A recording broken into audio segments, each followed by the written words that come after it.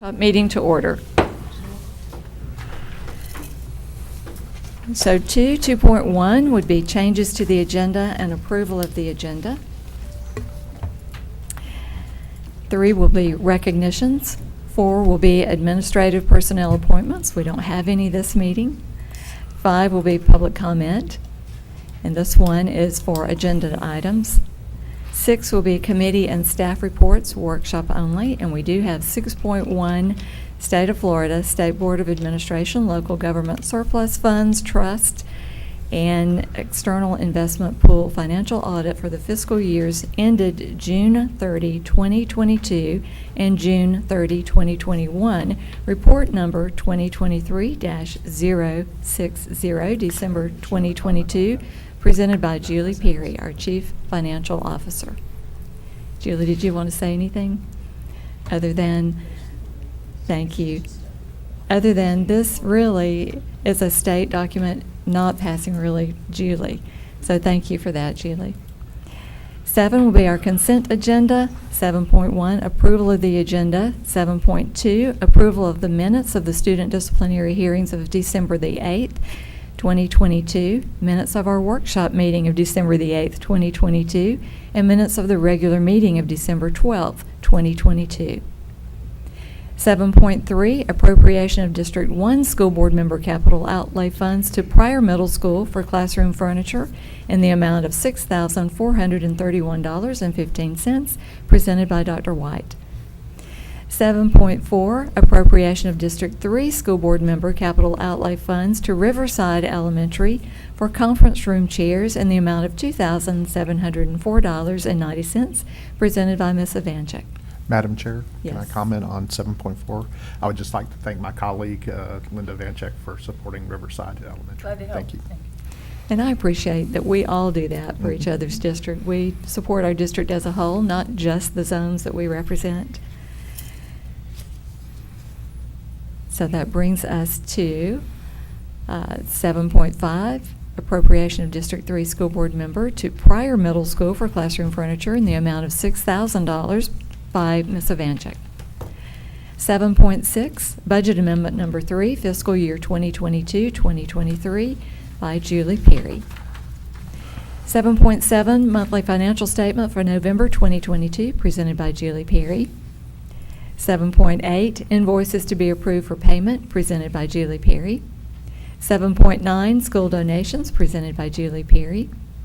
7.10, payroll warrant register and accounts payable warrant register for November 2022, totaling $47,674,243.42, and bank transfers for November totaling $15,310,000, presented by Julie Perry. 7.11, ITB 23-03 Salon Products for the Cosmetology Program at OTC, presented by Vince Wyndham. 7.12, Service Agreement number 23-101, Dr. Dana Stevens, presented by Vince Wyndham. 7.13, Amendment to Service Agreement number 23-37, Stephen Bayer Jr., presented by Vince Wyndham. 7.14, Self-Help Project for fundraising and planning only to replace the basketball bleacher and press box at Niceville High School, presented by Dr. Bill Smith. 7.15, Sale and Disposal of Surplus Property, presented by Steve Bolton.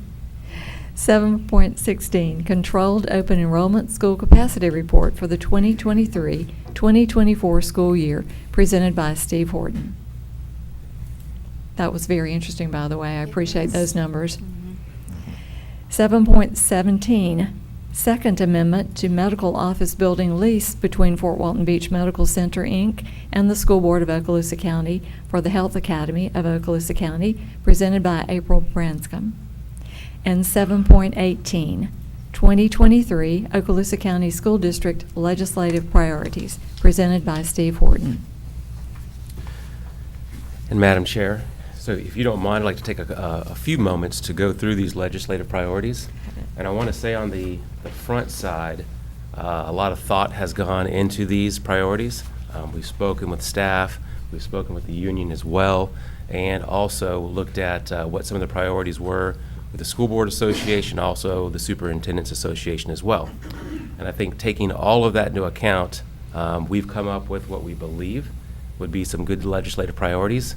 Now, I think we all know this list could be much longer, but I think we want to be impactful in terms of what we might be able to create some positive change in. And so, the first one we want to look at is recruitment and retention. And I think, as we all know right now, across the nation, there's not only a teacher shortage, there's just an employee shortage, not unlike what's happening in education. I think it's across the board in different entities as well. So recruitment and retention is something that is very important to us. So the first area, we want to extend the temporary certificates from 3 to 5 years for all recipients in order to provide more time for completion of certification and endorsement requirements, while alleviating excessive burdens on teachers. And here, many of you know, in the first 3 years, teachers have to fulfill a number of requirements. And over the years, those requirements have grown, and I would say exponentially. And one of the things we want to be able to do is, once we get new teachers in the door, is keep them here with us. But with all the requirements that are on them, and then learning new standards, learning new assessments, learning their textbooks, learning to become even better in lesson planning, teaching, classroom management, there's so much on them. So one, if we can go from 3 to 5 years, it gives them more time. But then two, if we have the ability to reduce some of the requirements on teachers, new and veteran, that could be a positive thing. It's not to say that some of those requirements didn't serve its purpose, but there's a lot on teachers and staff right now. You know, and I think this is particularly important now that the governor and legislature are allowing different pathways into teaching. And so some of the things that a teacher would have gotten traditionally through a program at a university, say, many of these individuals aren't getting. And so it's going to take them longer to develop those skills. So I do think that this is a good idea to extend the time frame to allow that, rather than them being overwhelmed and then we've lost them. Even if they're a couple of years, then we've invested that, but we've lost that. So I think this is very good. And I agree. And I think that's an excellent point, Ms. Ivanchek, especially the career changers that are coming in. You know, one of the things that they have to learn is just simply how to teach, let alone all these other Exactly. requirements. Secondly, we want to increase the teacher salary allocation, specifically in veteran teacher categories, to address salary compression due to the increase in minimum teacher salaries across Florida. Veteran teachers are continually frustrated and feel less valued as they see minimum teacher salaries continue to increase each year. Florida statute requires districts with teachers on a grandfathered salary schedule to continue to increase the minimum teacher salary even after reaching $47,500.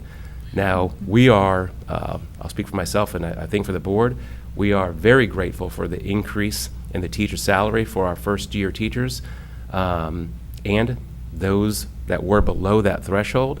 But I think it's very important that we also look out for our veteran teachers as well.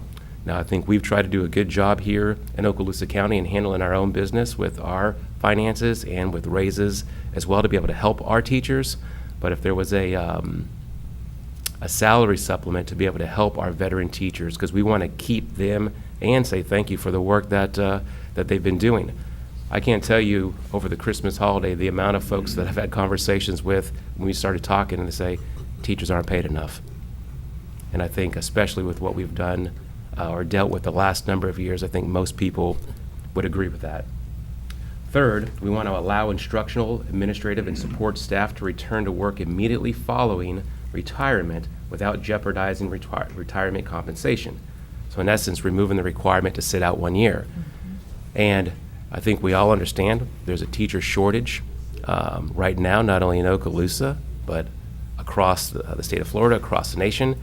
It hasn't hit us as hard, but we're still impacted. So if we can get some of our fantastic employees back, whether that be teachers, whether that be support staff, whether that be administrative, I think it's important for us to be able to get these folks back to doing the things that they love and making a difference. We might want to bold that statement or move it up or. Move that up to legislative one? Yeah. Yes, ma'am.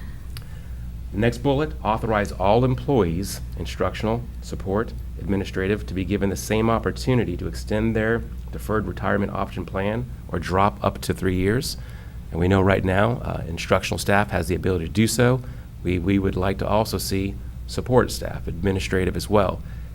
Again, not to beat a dead horse, but this shortage isn't only teachers, it's admin. And every time an admin retires, that means that someone's going to step into an administrative role, which then is going to impact the instructional side as well. Allow any accredited advanced degree earned by instructional staff to be eligible for a salary supplement. That used to be the case, where they had a master's, where they were able to apply it to their salary. Then it went to a master's specifically in the area where they were teaching. And many folks have advanced degrees, which definitely benefits them. It benefits their skill set. So that's something that we would be looking at as well. Reinstitute an integrated curriculum certification for exceptional student education teachers to offset the requirement that many self-contained ESE teachers have up to 5 certifications to be in field. So as we remember, a number of years, you'd get your certification. Now that exceptional student education teacher has to get certified in each of the content areas that they teach, which is it's a lot. Provide opportunities for highly effective teachers to teach out of field for up to 3 years. And I think maybe in a normal time where you had a bench, so to speak, of where you were going to be able to hire all these teachers. So if we have a highly effective teacher who's teaching in a specific area, understanding that there's a teacher certification, instead of being the 1 year, it'd be up to 3 years. So right now, it's only 1 year you can be out of field? 1 year. Okay. And so this section right here, recruitment and retention, and we believe if we're able to get a number of these passed into legislation, I think it'd be good for Okaloosa County, but I think it'd be good for the state of Florida. Then you look at safe and secure schools for students and staff. I think all of us know that this needs to continue to be a priority here in our district and across the state. I'm very proud of the work under Mr. Horton's department with Danny Dean and that department in terms of what they're doing for safety. But specifically here, increase funding to continue support of staffing requirements for safe schools officers in every public school. And as you know, we put a large amount of money into our school resource officers, and we're very grateful to do so. We're blessed that our county commissioners, also through the sheriff's department, help us fund that, and that's an invaluable relationship and partnership that we're very appreciative for.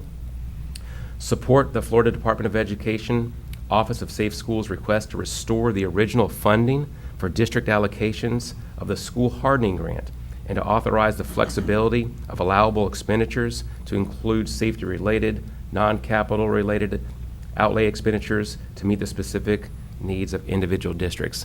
And in essence, what we're asking here is for a little bit more flexibility. And then lastly, increase funding for mental health staffing and resources in public schools and connectivity with community-based mental health services.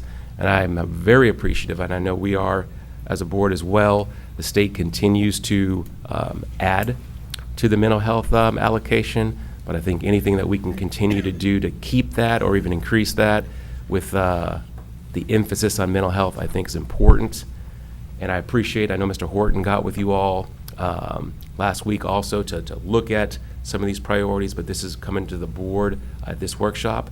And I think if appropriate, if there's any discussion on any of these items you'd like to see tweaked, but I think it might even be appropriate at the school board meeting tonight, if you see fit, to maybe even take a vote on this. And then that way, I think it also shows the school district as a whole, the school board as a whole, behind these legislative priorities.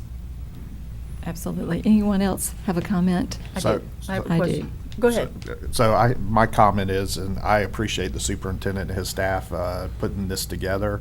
I know being the liaison for the Florida School Board Association, this lines up perfectly with their priorities, and I think this is something that, politics aside, if everybody came together, these are easy fixes and can benefit us in, not just our school district, but like Mr. Chambers said, the entire state.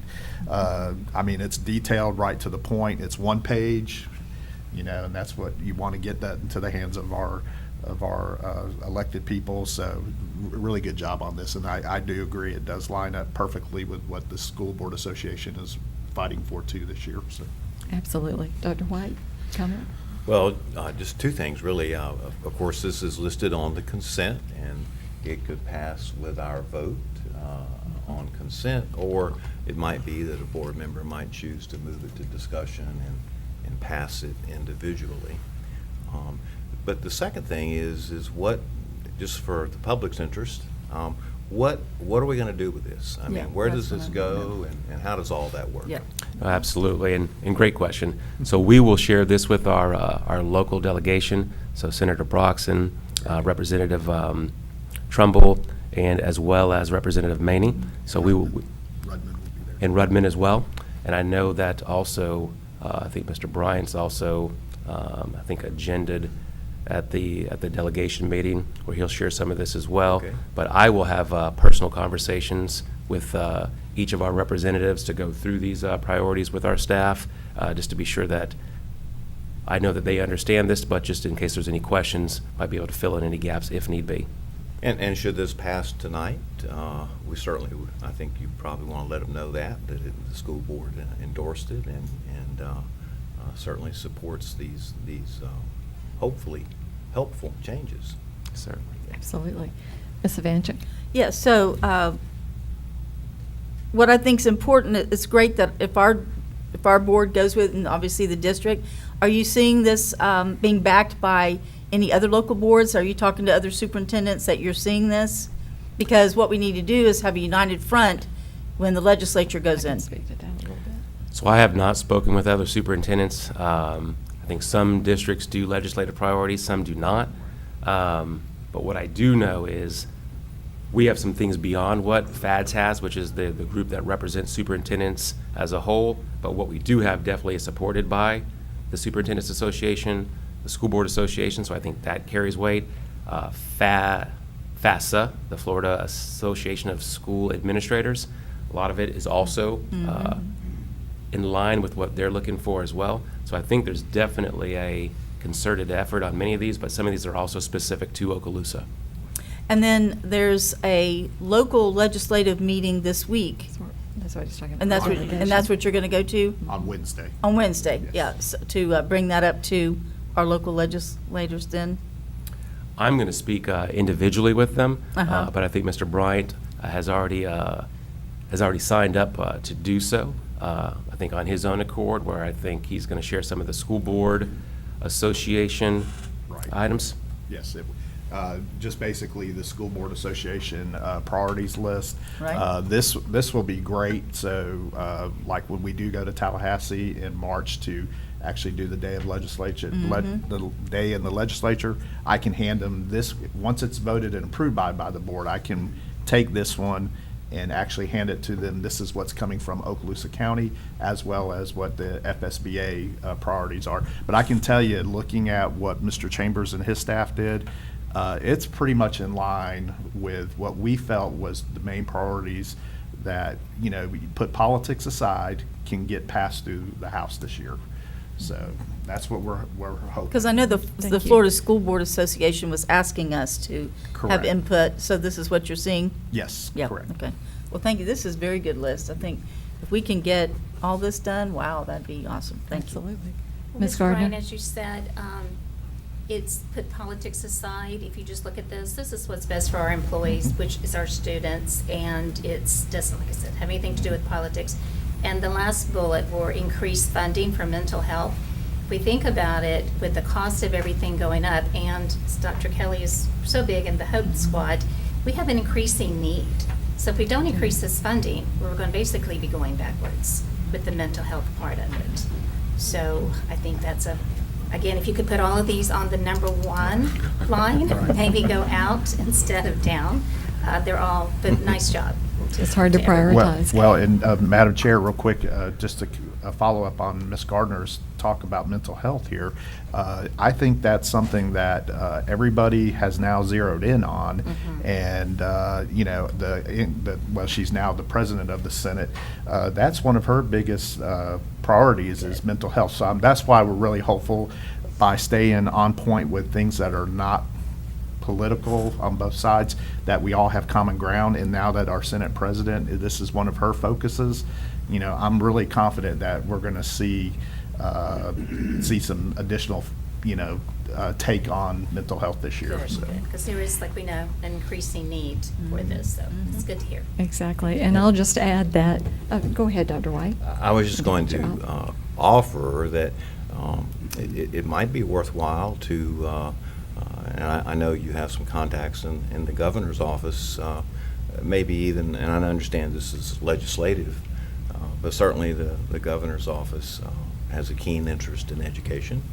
And some of these points would, I believe, if not all of them, would be well received by the governor. And I think also he has a little bit to do with the construction of a budget that heads into the House and the Senate. And so if we might could garner any support there, that might also be useful, and it might also be informative to some members of the governor's staff. Okay? Well, and I think to that point, I think we can reach out to the chief of staff over there and share this as well and have a conversation. Excellent, thank you. I think those are all wonderful comments and great input. But I'll just add that in my capacity with the Hope Squad, I'm able to go all over the United States. I just left Pennsylvania, and these were the same priorities. And going to Hernando County tomorrow and Wednesday, and on their website, they have their priorities, which many of them are these same ones. So I would say that you are absolutely point on, and I will say also that everywhere I go, everyone has heard of Okaloosa County, and they look at us as the leader, and I think these are the reasons why, right here, this forward thinking, putting things on a one-pager, easy to digest, easy to understand kind of format. But lastly, the very last bullet here, just speaking of Hope Squad, but one of their foundational entity items is the circles for hope, understanding that the school alone cannot resolve a student's mental health issue. It does take us in conjunction with the community partners, and that last bullet does say that, and connectivity with community-based mental health services. And just brought out this morning in the issue that we heard, that's so important that we hold hands with those in the community who deliver services to our students. So I think this is a great job. Thank you for all of you who contributed to that. And just as a point of clarification, the way it sits on our agenda, it says we can have action on it. Are we going to, how would that work tonight, Mr. McGinnis? If it stays here, you adopt the consent agenda, then you've endorsed the legislative proposal. Okay. Any other comment?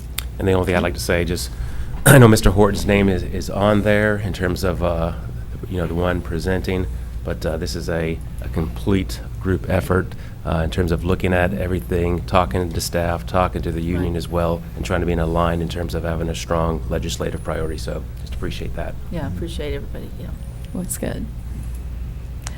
All right, if no other comment, then moving along to Section 8, Superintendent's Human Resource Recommendations. 8.1, Employees on Administrative Leave, presented by Lee Hale. 8.2, Deferred Retirement Option Program Drop, presented by Dr. Hale. 8.3, Request to double fill the Supervisor of Payroll Department, presented by Dr. Hale.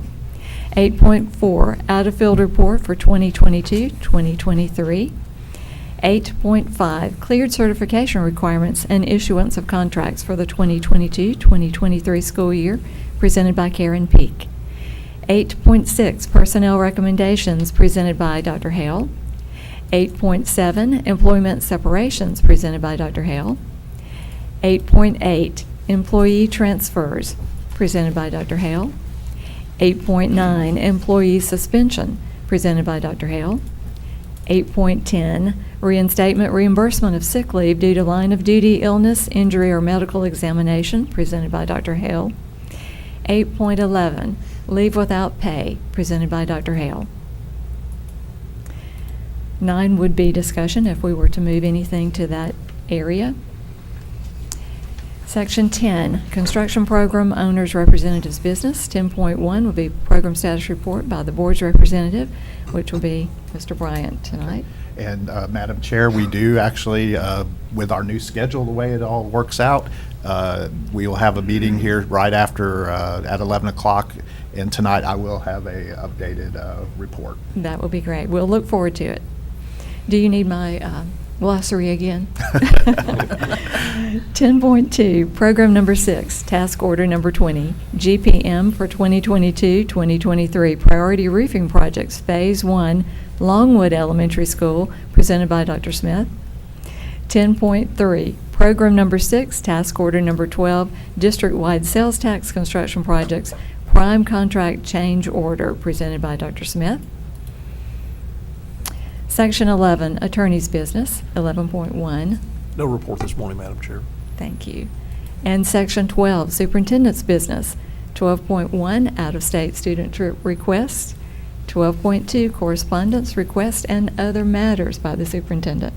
Thank you, Madam Chair and School Board. So I do have a few items that I want to share that I want a couple folks to come up and just give a presentation, which I'll set the stage for that in a second.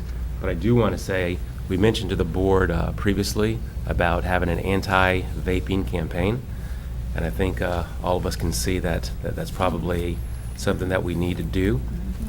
And I'll say vaping amongst students, I don't think it's just to Okaloosa County. I think vaping in general is something that is touching the youth. And I just wanted to let the board know, Catherine Card coming on board, she's done a great job with Crime Stoppers. So she's worked with Crime Stoppers where our students are going to have the ability to create public service announcements. So we've already spoken to our high schools where they're going to be creating some public service announcements against vaping. And there will be a $500 prize for first place. So we're excited about that. Some of our high schools have already started some of their public service announcements just in general already, and trying to get the word out about that. We will be sending a letter home to parents about vaping, and we also are in the process of investigating, purchasing, obviously it'll come to the board, vaping detection devices as a deterrent. And like I shared with the board before, the goal is not to put vaping devices in bathrooms to catch kids and get them in trouble, but it is there to be a deterrent and have students think twice about bringing these items to school. But we want to be in communication with parents on the front side before these go into action, so they know specifically what we're trying to do, which is help students is what we'd like to do, keep students in school as well. Secondly, on Friday, we had an amazing professional development day for teachers. As you might recall, we have 2 professional development days, one in August and then one in January. That's separate from the professional development that happens throughout the school year. We had Todd Whitaker, who was here with us. He's a published author, speaker, educator. I think he was very well received. It was a great morning. Went from about 8 o'clock to a little bit after 11. I thought there was really good energy, and I appreciate Dr. Seals, Ms. Lightbourne and her group for getting this organized, getting Todd Whitaker here. But I think it was a good time for our teachers and staff and administrators who were there. Would have loved to have had the entire Okaloosa County School District, all 3,500 employees, but due to space in Okaloosa County, we had 2,500 chairs set up in there. And I think almost all 2,500 chairs were filled. So it was a great event. Well, the parking lot was full, and I certainly appreciate you and the schools that even brought buses, and they rode the bus, because that certainly facilitated parking for a late arrival like myself. And I'm so glad you said that, because I would have been remiss. Our transportation department did a great job working with our schools to be able to get our staff there, some of our principals dubbed it the party bus on the way. So they had The party a bus. good time. But Jay McGinnis and his staff did a great job. Our sheriff's office also did a great job helping us with traffic and making sure that went well. And I'm sure the local economy liked it because we had about probably 2,000 educators go out for lunch. Well, and to sit back and to stand up and to look out into the audience with that over 2,000 was just absolutely amazing of our employees. And you could see them kind of hopscotch around talking and sharing and doing that networking that they so often don't get to do in a relaxed situation with other schools and other principals. But there's a lot of energy in the air, and Mr. Whitaker brought a lot of energy also. He was an excellent speaker. Excellent. And I also want to thank Ms. Appleberg, who helped us secure some funding for the refreshments, for the pastries, and forgive me, NTSA? NTA Life. So they provided the refreshments and the pastries, so I appreciate you helping us do that. And at this time, I'd like Mr. Horton to come forward first and share with you a little bit about the controlled open enrollment. I know you saw that on the agenda, but I know we'll get a lot of questions. And then after that, I'm going to have Mr. Gore come forward. As you know, we're in a textbook adoption year again, and it's social studies. And I think it's very important to understand the text adoption process as it pertains to social studies and some of the measures that were taken additionally, because I think this is an excellent adoption topic, but want to make sure that we do things the right way. Thank you, Mr. Chambers. Good morning, board members. I'll be brief, but take any questions. This is, for us, probably the 6th or so time we've gone through this process, but for many families that move into the area, move into the state, it's new to them.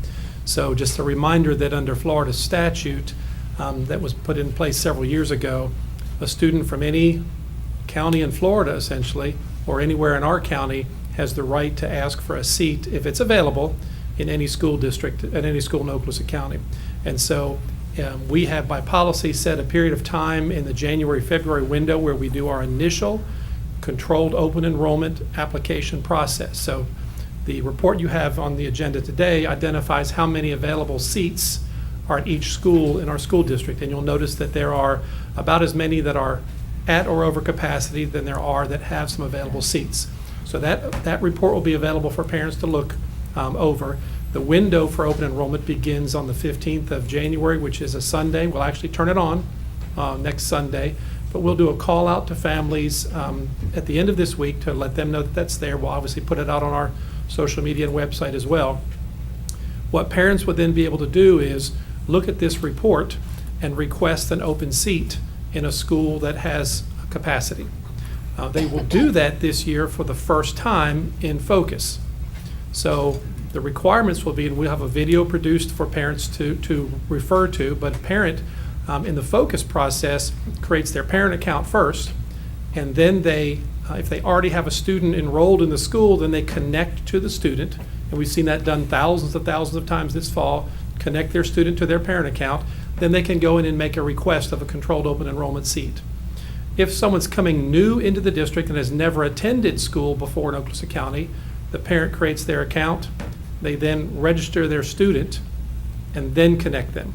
So there'll be a video process that outlines how to do that.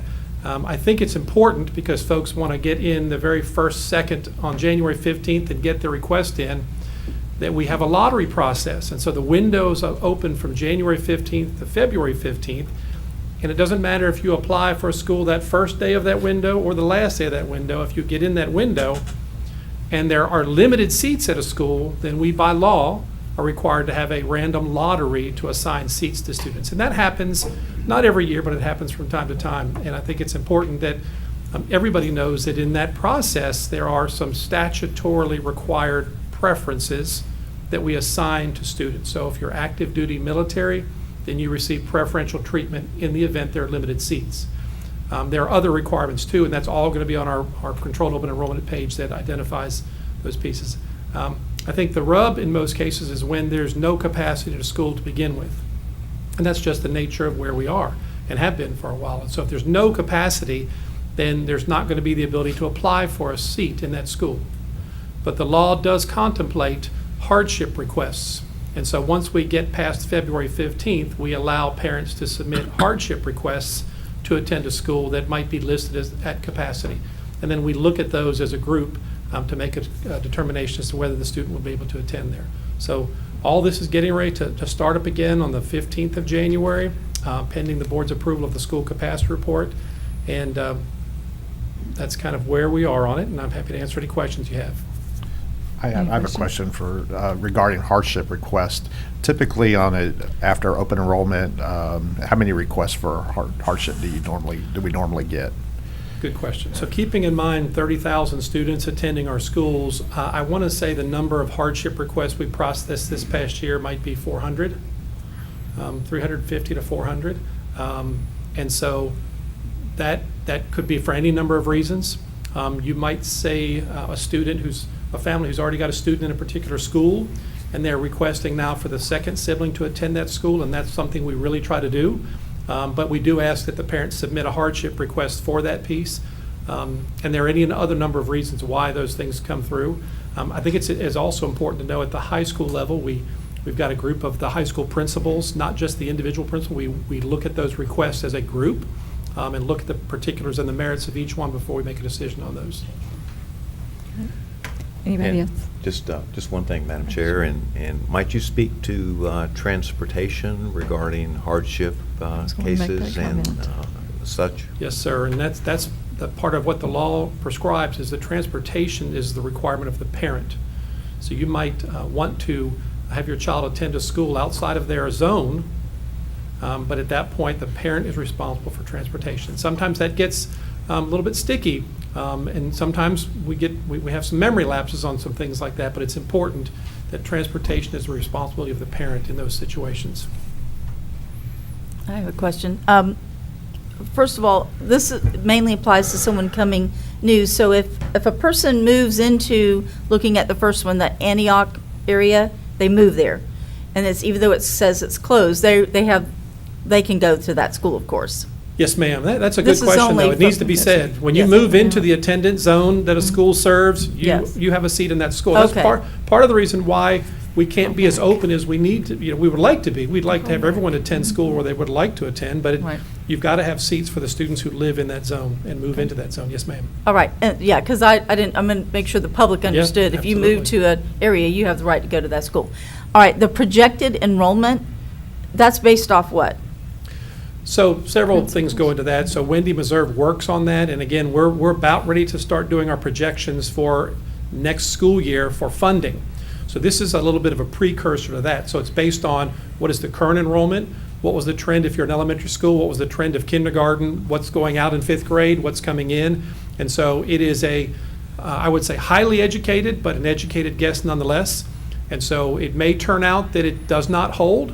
And if that's the case, then that gives us, we have the flexibility on the backside to be more open, because we do have to continue to post every 12 weeks available seats within a school. And so it is a highly educated guess, but never exactly accurate. And don't we have a February FTE? We do, and we have a student count coming up in February. Now, that's who's sitting in our schools right now. Keeping in mind, we're starting to ask parents to plan for next school year. So this COE process is asking them to make a school selection for next August. Right. That doesn't mean a parent could not submit a hardship request right now for this semester. And in fact, we've got a few of them at semester to have a change of schools now, and that could continue through the spring. But this particular process is for the upcoming school year. But wouldn't the February FTE affect the projected enrollment numbers? By the time the February FTE comes in, we will already have submitted and certified our projections for the next school year. Okay. And so those projections for the next school year are what the legislature pulls together across all districts in Florida and helps to develop the funding for students. And so the timing is not as I would hope that it would be necessarily, but I'm keeping regular daily attendance tracks on these schools right now. So, for example, if I've got a school capacity number here and it's completely off base for what our actual attendance is now, then we go back and we look at that and we make an adjustment to it before we ever bring this report to you. So this is very fluid. That report gets approved once, and then we work off of that this spring. Gotcha. right? Actual enrollments in schools can help us determine if more seats can be available as we move into the summer. But this report will stay static at least until this summer. Okay, thank you. And so for the public, just one time, how does a parent or a grandparent or guardian apply for one of these open enrollment positions? Yes, sir. Do they go on the website? Must they have a Focus account, et cetera? So the parent of the child, the guardian or the legal guardian, would have a Focus account created All right, and a student connected to that account. all right. So that's what we've been doing all fall with our students. And once that's done, then when they go into their account, they'll be able to select school controlled open enrollment request and complete the application. In previous years, it's been on our website. Right. Now it's held within the parent account. And keeping in mind, the parent account doesn't even require any personal information of the parent. It just requires their name and an email address that we can communicate with them, and then their own created password and username. But that's how, and that's what the video that we're producing is going to be taking folks through. Thank you, sir. And I will say one more thing, this comes up every year. A student may have received a controlled open enrollment seat in previous years as a second grader. There's no need to do anything this year. Once you've received a seat in a school out of your attendance zone, you automatically roll to that same school. You do not have to apply again. If you finish fifth grade in elementary school and you're now moving to a new school and you want to stay out of zone, that's when you would put in a new application for a new school. So we always get, sometimes parents feel like they have to apply every year, but staying in the same school, they do not have to do that. And I remember as a former principal that was always a worrisome time of year because you wanted to make sure your projections, based on that little calculator of how many ESE, how many this and that were in your audience, you wanted to be sure you came as closely as you could to what you were going to have in the fall because sort of your funding was attached to that. Sort of. It's very important. So thank you for reminding us of the importance of this. And we'll do a call out again at the end of this week to all of our parents. Absolutely. Anybody else? Thank you, Mr. Horton. Anything else, Mr. Superintendent? Yes, ma'am, and the last thing will be textbook adoption. So Mr. Gore, if you'd come up, and you remember last year, we got to a certain point of the second semester. We had to do some processes a second time. So Mr. Gore has taken all of that into account as well to keep up with the state's timeline. Good morning. As Mr. Chambers indicated, we are in the social studies textbook adoption process. Feels like we were just doing math yesterday, and here we are with social studies. So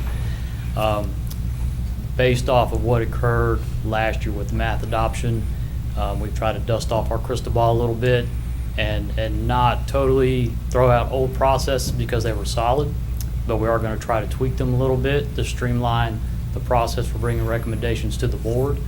And hopefully eliminate or anticipate any state level changes that may be last minute. So this morning we want to talk about what we've done so far in this process and then where we're going as we progress down the road. So what we've done so far in early October is we have formed our textbook committees. And so this year we have 4. There's an elementary, there's a middle school, and then we have 2 high school committees. And they have focus areas on different courses. So we have one that's primarily going to focus on U.S. history and world history, and the second will be more government economics and psychology, if I remember off the top of my head. Each school does have a representative on the committee. We solicit nominations from the school principals, and then we use those nominations to whittle it down to get our committee. But the important thing is each school does have representation. The main purpose of those committees, they're to evaluate textbook publisher submissions that they send to us, and they will rank out those submissions, and they will give a provide top 2 choices for the schools when they go to the voting process later in the spring. One important thing to note this year is due to the legislative change, parent representation is now required on committees. And we do have that in place. We followed a similar process for parent nominations, We reached out to principals for solicitations on parents that were interested in the process. And so we have reached out to those parents. They have confirmed their willingness to participate. Our next step, once we've formed our committees, and this has also been complete, is we reach out to our publishers. The Florida Department of Education, they provide us with what they call a short bid list. They provide that in early May. And what that is those are publishers that have indicated they intend to submit materials to the state for social studies adoption. And so we use that list. We use a platform called EdCredible. It's an online platform. And what that allows us to do is we send out a request for materials to the publishers. They can upload all their materials. They can also provide links for our committees to access it electronically. And so that helps us streamline our process. It helps them dig into it, and that way when we come together to meet and evaluate, they've had a longer opportunity to look at the materials. Mr. Gore, Yes. might you take a question now? Or would you Sure, no, prefer- absolutely, absolutely. All right. I think I remember that the last adoption cycle, there were some textbooks that we took a look at, and then the state came by and clarified, no, we don't want you to look at those. Where are we with all that regarding the state? And this is what I'm wondering about. I don't know about my colleagues.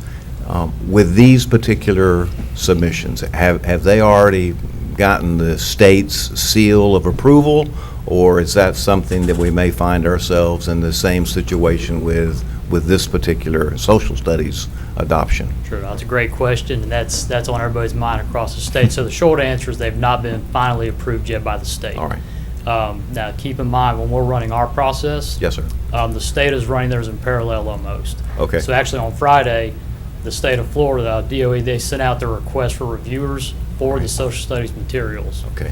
So what they're going to look at is that short bid list that Right. we're operating off of. The same one? They'll form a committee, they'll take public input, and then they will have that final list. They'll release that mid to late April. Right. And then there could be approved, not approved. Last year, I think I heard the term unprecedented more than I wanted to. And so we're hopeful that last year, the publishers learned a valuable lesson in their submissions. Okay. Because one of the things that the publishers, in my conversations with them, they'll submit a material to the state based on the standards and the specs. Right. The state's coming in, they're looking, does it align to our standards? And does it have special content area that needs to be removed? Okay. And then they'll edit that material out at the request of the state. So the other part is, if a publisher is removed from that list, they have the opportunity to appeal it. The state of Florida works with them and they say, hey, page 3, that chart, that has to come out. And the Okay. publisher will either comply with that or they won't. So, Okay. All right. But also take a second, Mr. Core, to that question. If there's 6 textbooks, for example, on that selection group, we've changed the process this year based on what we learned last year to not be in the same boat. So just explain that. sure, I'll kind of jump ahead a little bit. So last year, what we did when our ranking process, and that process had served us well for many years, is the committee would select the top 2 publishers. Mhm. They would send them out to the schools for a vote, and that would be the recommendation we would bring to you for adoption. Mhm. So we would never rank out the remaining publishers. So if we had 6, we would just take the top Mhm. 2 and go forward. This year, what we're going to do to help streamline that process and to help alleviate a delay in textbook ordering, because our goal and intent is to have textbooks at school on the first day. Right. Is we're going to rank out all 6 publishers. Hmm. We'll still do the vote, and the schools will determine who's number 1, who's number 2. But then, if for some reason our top 2 were not approved by the state of Florida and the appeal process, they said we're not going to go through that, our next option is going to be number 3. Good. And that's Okay. what we would bring to you guys as our Okay. recommendation. All right. And just to clarify for the public's interest, the social studies books that we finally adopt and purchase, will those be state adopted materials? Yes, sir. Yes, sir. Those are the only ones that we're considering at this time. Those would be the only ones that we would bring to you for consideration. Thank you. I have a question for you, Mr. Gore, following up on Dr. White here regarding parents and input. At what point will these books be available for parents to view before it comes to us for final approval? Sure, so you guys are asking some great questions, and I might repeat some of this information. Well, we are in a Presentation. time now where, Sure. the governor has, and the legislature has put parental rights at the forefront here. So I do want to make sure that people that are listening to this meeting understand, as a parent, this is the direction you need to go. So short answer is Tuesday. They will be on our website. So there are a lot of moving parts in terms of getting that out to the public. So I'll give a plug to Ms. Buchanan. She's great. I work with her a lot, so we get that on the website. She's already developed the draft site. We wanted to bring this information to the board before we put it out there to the public, so we could be proactive with that. And also Paul McNeely, he's done a great job with some YouTube channels, which I'll cover in a few slides on how to also provide that to the public also. So, yes, no, go I ahead. was going to say, when you said that it was going to be put on the district website, will that be pushed out into the schools' websites? I mean, will it, because often parents will go to Sure. their own school to look Right. at lunch menus, whatever it may be. We can do that. I'll work with Ms. Buchanan to get that link pushed out to individual sites. We try to put it in as many sites as possible where we think parents will click, but we'll certainly work on that to get that out there and push to the school websites. So I don't know all the tech behind it, but I will certainly work with her to make that happen. And I just have one last question. Sure. Now, and this is social studies. And what, I heard high school, what grade levels are we looking at for this social studies adoption, just for the public? At the high school level? So at It's, the high. it's high school and what else? What other grade levels? Oh, I'm sorry, okay, besides? it's K through 5, All of them. 6 through 8, and then high school All also. right, 9 so through this 12. is the social studies textbook curriculum for every grade level in the county. Yes, sir, that's correct. All right, thank you. That's correct. And I think it's So- been many years that we haven't adopted a social Yeah, it's been a studies. while. It's been a while. while. It has. So a similar question, Ryan. Sure.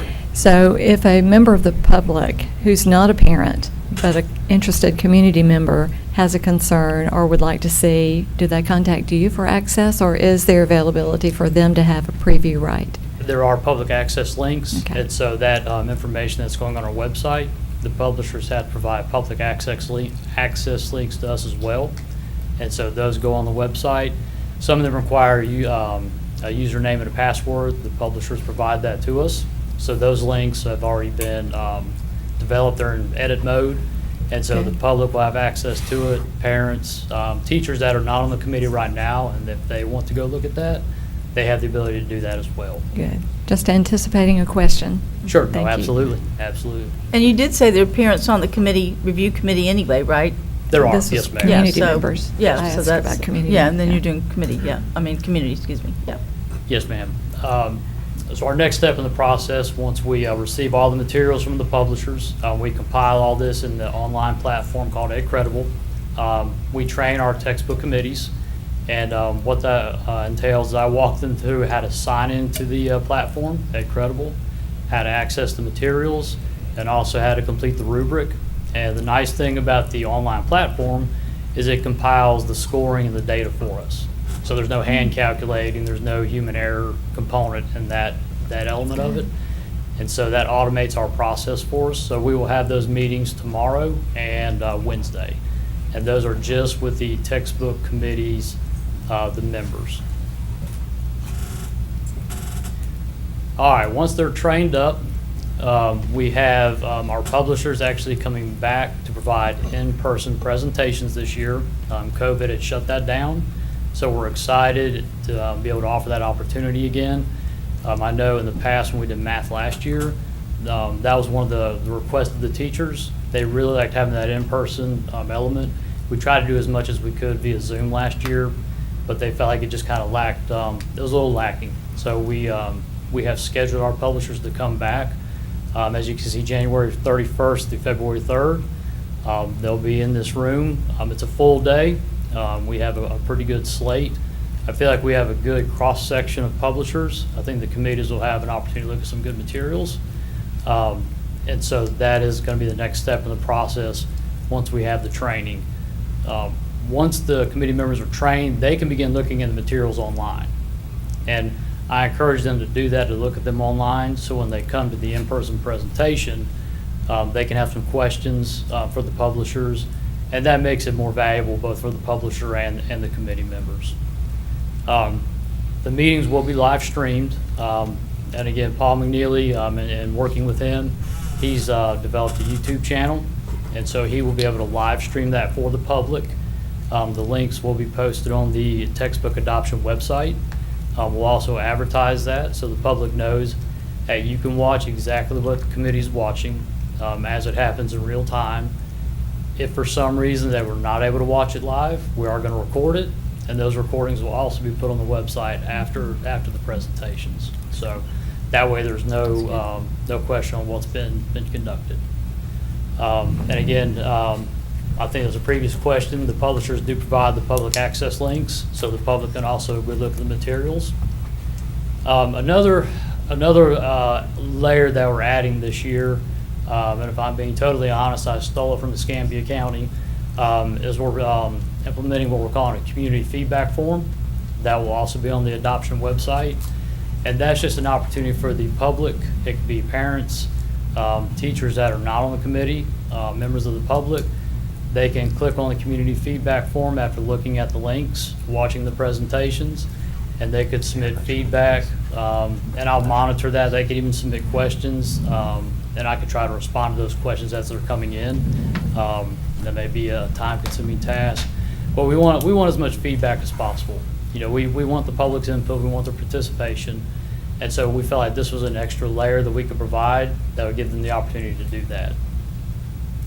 The time period that will be on the website, we'll put that out there tomorrow. I'll work with Ms. Buchanan to make that go live, and we'll have it open for 30 days. And the reason we're closing that on the 10th is that will provide me the opportunity to compile that information and provide that to the review committee. They can review that input as well before they make their final rankings. Okay, committee ranking process. So once we have reviewed the materials, received input from the public, the committee will have approximately 7 days after the publishers do their in-person presentation to finalize their rubrics in EdCredible. We will then convene on February 13th. We will do that via Zoom, just to cut down on travel. You know, we have folks from all over the county, so we do that via Zoom just for convenience sake. We know they're busy and life happens. Those meetings are available to the public. They're able to view them if they wish. And as you can see, the top 2 publishers in each category, they'll rank them. Let's say we have 8. They'll rank them 1 through 8. Our top 2 will then go out to the schools for a vote. I'll use U.S. history as an example. So when it goes out to the schools for a vote, the teachers that teach U.S. history at the school have the opportunity to vote for their top choice. So if you teach, let's say economics, you're not going to be able to vote for U.S. history. And so once we do that, we have our final rankings.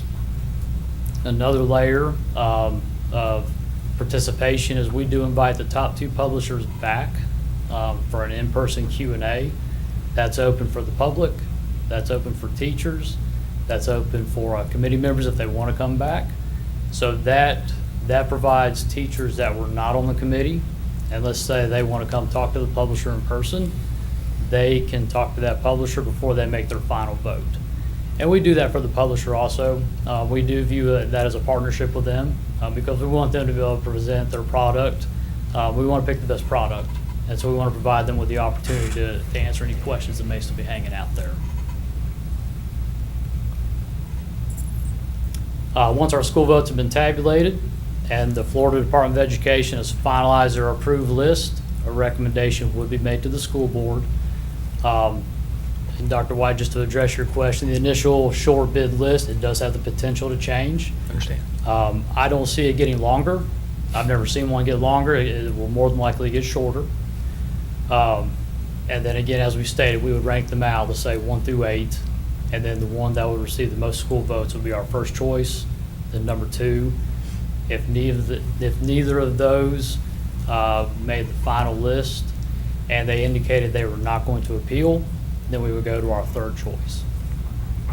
Well, I'll just comment, I sure hope and I understand the complexities, and I think, of what the state has to deal with when they look at this, but that they take care of their business as quickly as they can, because we understand what a mammoth job it is to purchase textbooks at a school and get them distributed. And when we start talking grades K through 12, that's a huge effort. So again, I just hope the state can move forward as quickly as they can, so we can do what we have to do to put those books in the hands of our students. Yes, sir. That is our hope and goal as well. I understand. I will never forget, it was Good Friday last year when they dropped that list on us. That's So, right.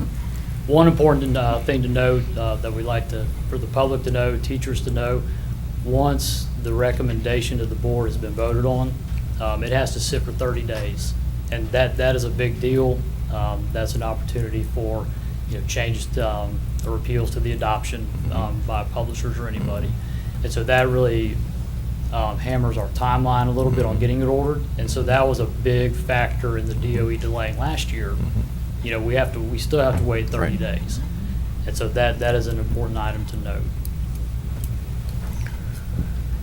This last slide was just Okay. kind of a synopsis of all the ways that we're trying to solicit feedback from the community, teachers that may not be on the committee. And I'm going to do my best to try to click on the YouTube channel just so you can kind of see what it looks like. Let's see.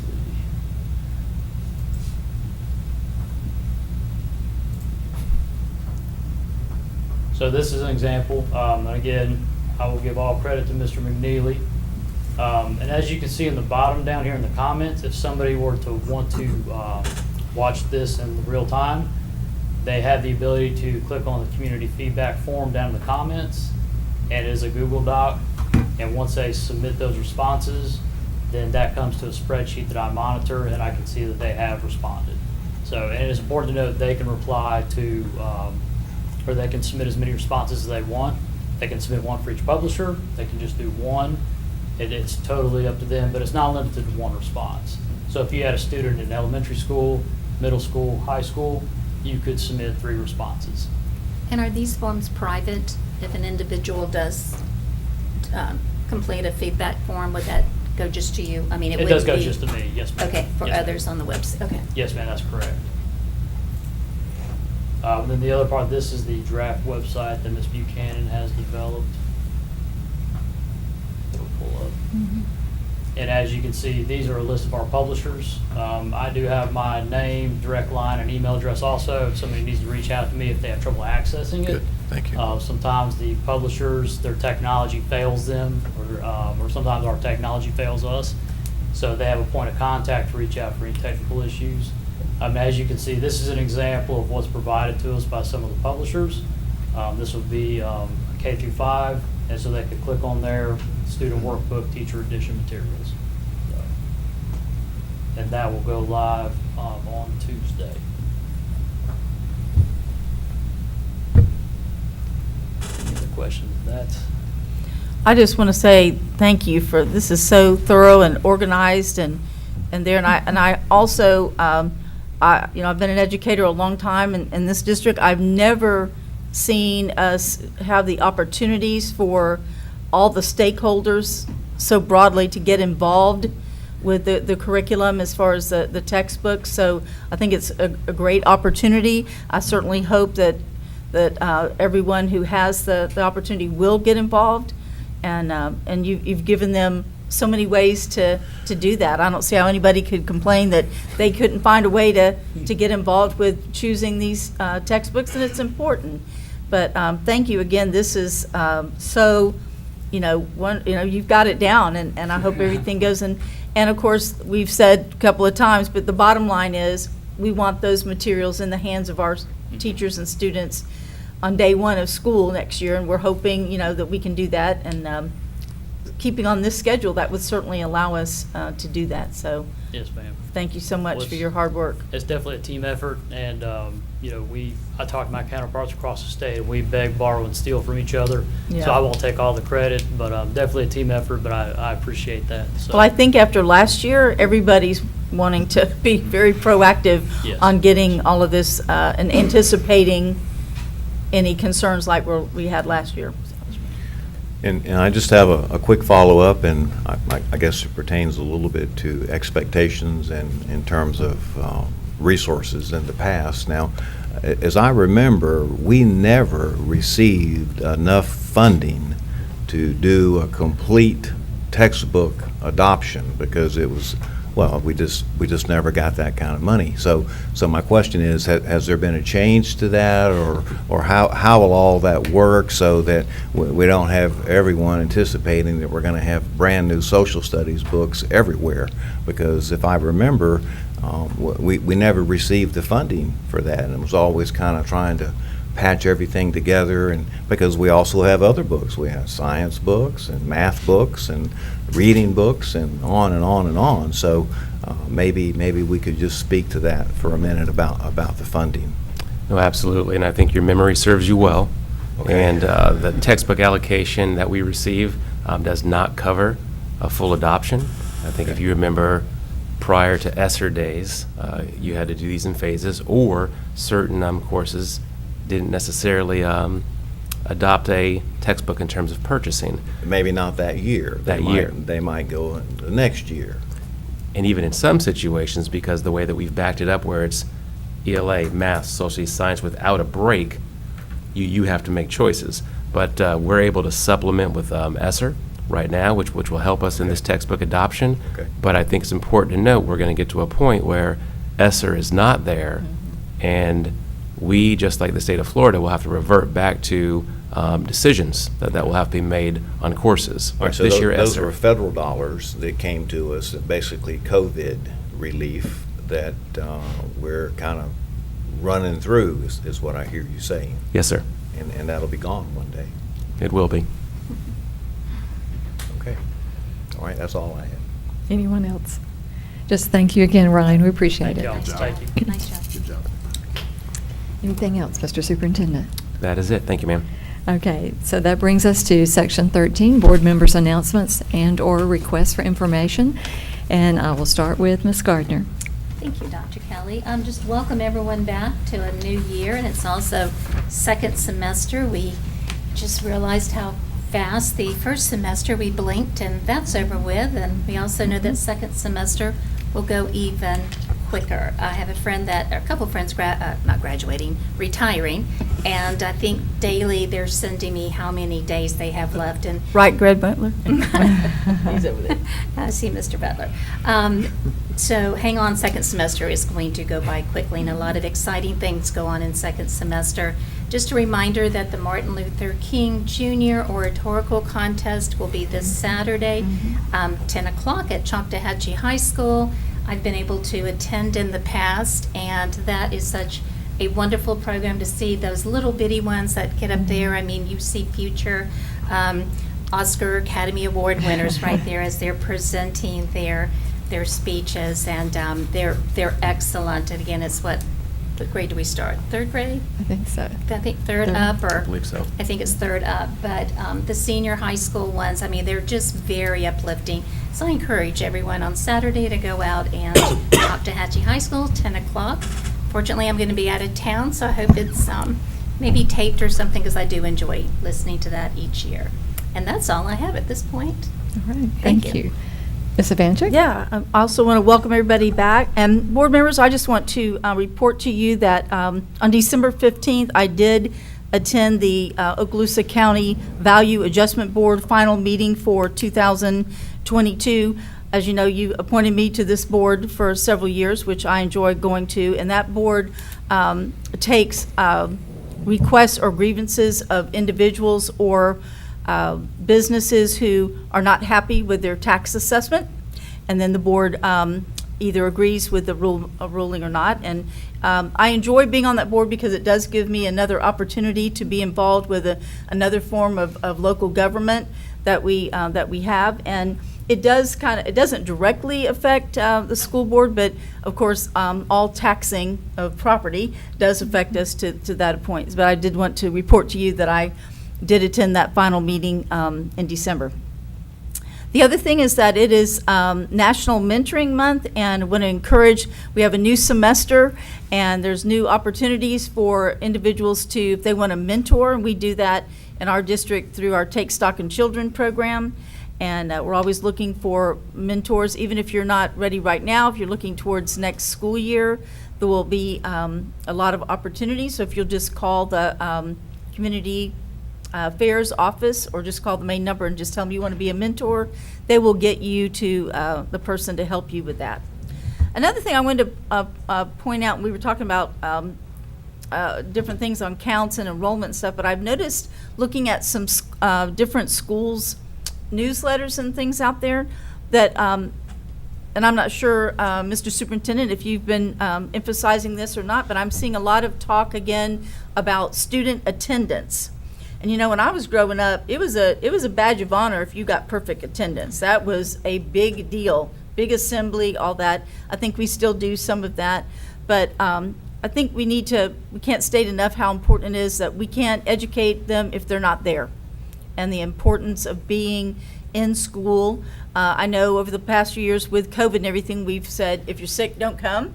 And of course, we don't want that, but I think attendance hasn't, in society, has not been an emphasis that it has been in the past. And I'm glad to see again that we're trying to, I see even some incentives. I saw a particular high school that's giving incentives for exams. And I think that's always good for students. If their summer can start early, because they can take an exam early in the end. And I didn't know if you had any information on that or anything you want to say. No, what I would say is I think the last several years has changed mindset in terms of attendance for some. Yeah. But Ms. Lightbourne and her group have had conversations with our schools emphasizing the attendance. There's a particular elementary school where a particular grade level had a very low attendance rate last year, and that has increased substantially this year, that same cohort of students. But Ms. Lightbourne and her group has done a good job talking with schools about the importance of attendance. And of course, the principals already know that, obviously, but just the emphasis to that. And of course, out to our parents, because ultimately it affects everything. Of course, what the student learns, but also our testing scores can be correlated to attendance. You know, if students aren't coming, they're not getting that. So it's good to see that we're putting emphasis back on let's come to school and be there. So thank you. That's all. And I think I saw too, Ms. Ivanchuk, where you went back to the high school you started teaching in and had that experience of being on the campus after being absent from there for a while. I did. I actually appreciate you letting me say that real quick. I did start my career in Duval County, Jacksonville, Raines High School, which is quite well-known school, and was able to make a trip over to Jacksonville over the holiday and went back on that campus after many, many years. So it was very nostalgic, but a lot of fun. And they have the fencing and some of the things. I was able to get someone to allow me to get in there, and it was great. And I was particularly excited. Unfortunately, the principal who hired me, we lost this past year. He passed away, but he went from being a principal onto their school board. And so he and I had that because I went from the classroom onto the school board.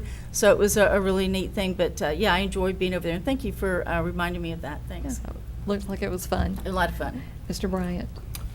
Thank you, Madam Chair. I just have a couple of requests. Mr. Chambers, as much as I appreciate this legislative priorities sheet that we got today, I would like to see us do this every year if we could. I think it's great that we're all on board with the same priorities, so when we are talking to our legislative people, we are on board together. I thought this was very well done. Next year, with it being an election year, of course, that starts everything a lot earlier, so we would need to get this in probably in the November timeframe. But I appreciate what you and your team did for this here to get us all on boards, because I know all of us do our part in advocating and talking to our representatives. This will make it easier for when I personally go to Tallahassee, and when y'all go to Tallahassee, you can hand them this sheet and it's a unified platform. Also, next week I'll be attending the quarterly FSBIT meeting. And my request is that Mr. Frakes address the board at our first workshop in February. And that is it, Madam Chair. All righty, thank you. So, Dr. White? Yes, thank you, Madam Chair. Just a couple of quick things. I would encourage, and certainly in the case of Choctawhatchee High School, and Ms. Evanchik, you've already mentioned the newsletters at other schools, for moms and dads and parents and guardians to take a look at Principal Heck's Tribe Life newsletter. A lot of good information in there, and just to give you a quick preview that families will want to know that there's a note in there that report cards will be available on Friday, January 13th via Focus.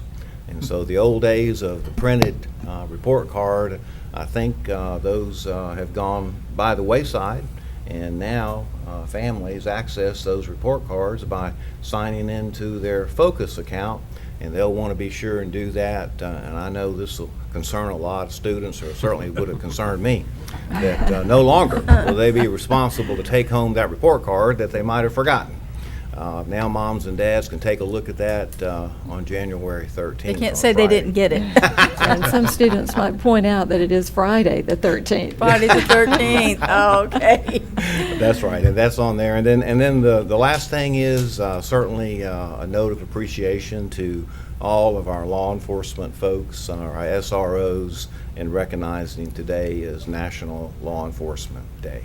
So that's all I have. Thank you, Madam Chair. Absolutely. Dr. Kelly, may I Sure, step in right there? absolutely. We've been mentioning the newsletters that we've been receiving, and I know Ms.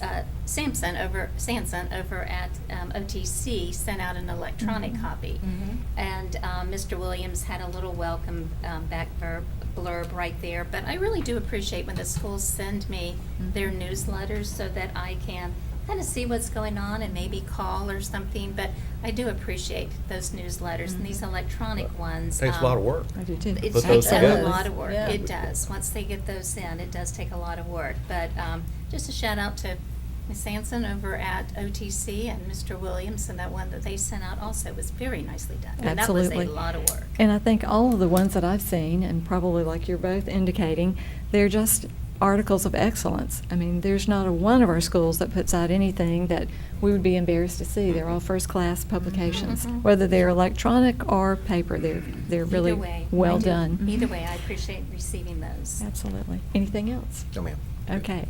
Well, I'll just conclude by saying that I had a very interesting meeting for Hope Squad in Pennsylvania, and just coincidentally, they had opened a brand new school in August of this year, which was picked up by Time Magazine. So you might want to Google Time Magazine August, and Ehrman, E-H-R-M-A-N, Ehrman Crest Elementary and Middle School, being detected as one of the 25 schools they thought of across the United States as being the most up-to-date facility-wise, technology-wise, security-wise, and everything else. And tonight I'll try to have a little greater information for you. But I had opportunity after my training to take a tour of those schools. And it really was something to behold. And some of the things are not that expensive. They're just well thought out. And just having an opportunity now in our district to begin to build some new schools, I thought it might be interesting that we take a look at some of those things and pollinate the good ideas. That's one of the best things that I've been able to do on my journeys. The second thing I would like to say is I just want to give a huge shout out to all Okaloosa County employees that actually worked over the break. I know that from my seat, I get to hear a lot of phone conversations day and night. I know Grant does, Bill does, all of our maintenance people. Mr. Horton, you probably do. But I know that there were schools that had some burst pipes over the holiday. There were people who were concerned about freezing and electrical issues, and we had guys and gals on the front lines out there all through the holidays, and I just wanted to thank them and their supervisors for what they did to keep our schools from having worse damage and for them being prepared for our students and our teachers coming back to work. So thank you to all of those who did that. And then just lastly to say that I just continue to be amazed even more by contrast and comparison when I'm out in these other districts. And it causes me to come back home and be even more grateful, have that attitude of gratitude for our people and for what you do every day to keep Okaloosa at the pinnacle of excellence. So thank you, and thank you, Mr. Superintendent. And lastly, it is so wonderful for me to start 2023 with this group of peers. So I'm just honored and blessed to be among you. So thank you for that. And I think that moves us on to section 14, which will now be a public comment on a yellow card. 14.1, members of the public desiring to address us again. And then section 15, which may or may not be some people's favorite part of our meetings, our adjournment. So thank you so much. Anything else, Mr. Attorney? With that, we will be in adjournment. Thank you.